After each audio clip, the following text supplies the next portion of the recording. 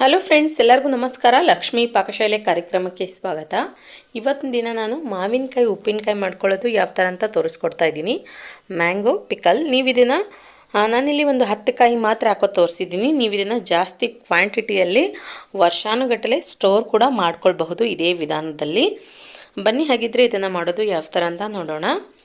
ಮೊದಲಿಗೆ ನಾನಿಲ್ಲಿ ಒಂದು 10 ರಿಂದ 12 ಮಾವಿನಕಾಯಿನ ಕ್ಲೀನಾಗಿ ವಾಶ್ ಮಾಡಿ ಒಂದು ಬಟ್ಟೆಯಿಂದ ಒರೆಸಿ ಈ ಥರ ಕಟ್ ಮಾಡಿ ಹಾಕ್ಕೊಂಡಿದ್ದೀನಿ. ತೇವದ ಅಂಶ ಇರಬಾರ್ದು, ಚೆನ್ನಾಗಿ ಸ್ವಲ್ಪ ಡ್ರೈ ಆಗಿರಬೇಕು. ಇದಕ್ಕೆ ಇವಾಗ ರುಚಿಗೆ ತಕ್ಕಷ್ಟು ಉಪ್ಪು ಹಾಕ್ಕೊಳ್ಳಿ.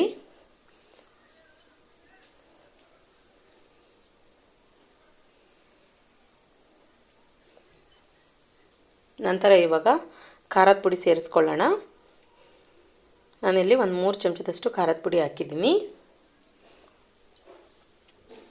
ಇದನ್ನ ಇವಾಗ ಒಂದು ಸಲ ಚೆನ್ನಾಗಿ ಮಿಕ್ಸ್ ಮಾಡ್ಕೊಳ್ಳಿ.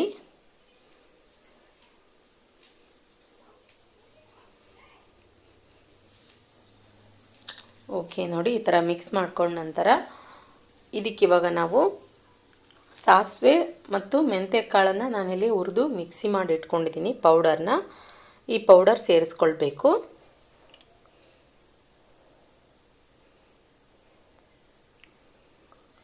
ತಿರ್ಗಾ ಒಂದು ಸಲ ಚೆನ್ನಾಗಿ ಮಿಕ್ಸ್ ಮಾಡ್ಕೊಳ್ಳಿ.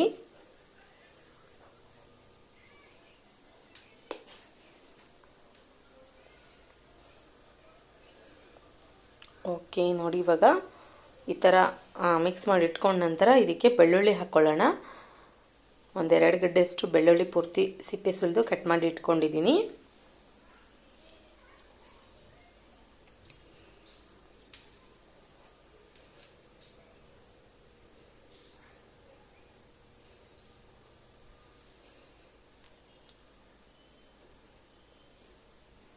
ನಂತರ ಎಣ್ಣೆ ಹಾಕ್ಕೊಳ್ಳಿ.